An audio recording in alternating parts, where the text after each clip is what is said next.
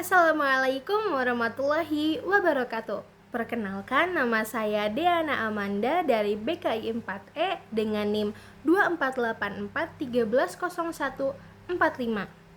Pada kesempatan kali ini, saya akan menyampaikan analisis mengenai film dokumenter Pesta Babi Kolonialisme di Zaman Kita.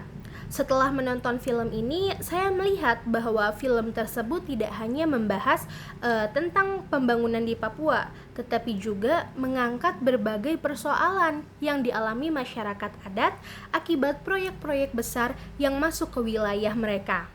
Menurut saya, bagian paling penting, yang paling menarik di awal film adalah ketika diperlihatkan bagaimana kehidupan masyarakat adat Papua yang sangat bergantung pada hutan. Hutan bagi mereka bukan hanya tempat mencari makanan, tetapi juga menjadi sumber obat-obatan, tempat berburu, dan bagian dari identitas budaya mereka. Karena itu, ketika hutan ditebang untuk dijadikan perkebunan atau proyek pangan, dampaknya itu sangat besar terhadap kehidupan masyarakat.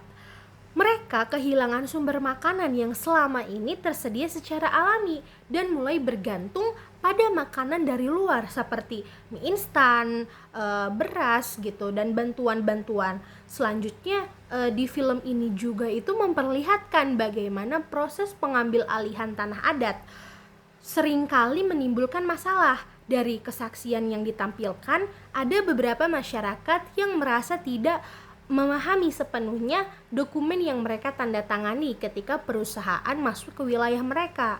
Hal ini tentu membuat saya itu berpikir bahwa dalam sebuah pembangunan, masyarakat yang terdampak seharusnya mendapatkan informasi yang jelas dan memiliki kesempatan untuk terlibat gitu dalam pengambilan keputusan. Jika tidak, maka pembangunan tersebut itu berpotensi menimbulkan ketidakadilan. Bagian lain yang cukup menyita perhatian saya adalah ketika film menunjukkan kehadiran aparat keamanan di sekitar wilayah proyek gitu. Nah, dari sudut pandang film, aparat terlihat lebih banyak mengawal jalannya investasi dibandingkan mendampingi masyarakat yang sedang memperjuangkan hak atas tanah mereka. Kondisi ini menimbulkan pertanyaan tentang bagaimana seharusnya negara itu menempatkan diri ketika terjadi konflik antara kepentingan pembangunan dan hak masyarakat adat. Film ini juga memperlihatkan gitu bagaimana perjuangan hukum yang dilakukan oleh suku Awiu dan suku Marin. Saya merasa bagian ini sangat menyentuh gitu karena memperlihatkan masyarakat adat yang harus datang jauh ke Jakarta untuk memperjuangkan tanah yang telah mereka tempati secara turun-temurun.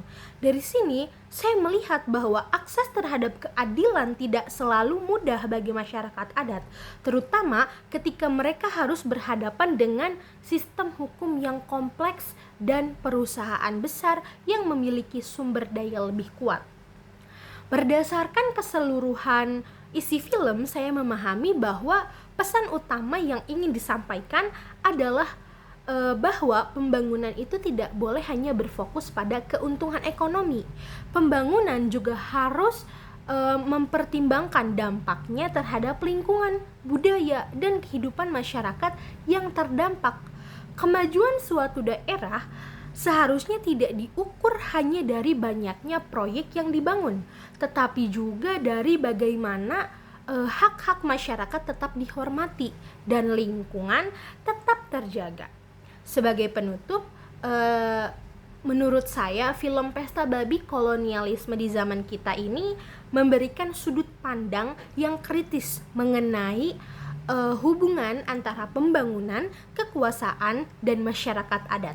Film ini mengajak kita untuk lebih peka terhadap berbagai dampak yang mungkin muncul dari sebuah proyek pembangunan, serta pentingnya memastikan bahwa setiap kelompok masyarakat mendapatkan hak dan kesempatan yang sama dalam menentukan masa depan wilayah mereka. Mungkin sekian analisis yang dapat saya sampaikan. Terima kasih atas perhatiannya dan mohon maaf bila ada salah kata atau kurangnya. Akhir kata saya tutup. Wassalamualaikum warahmatullahi wabarakatuh.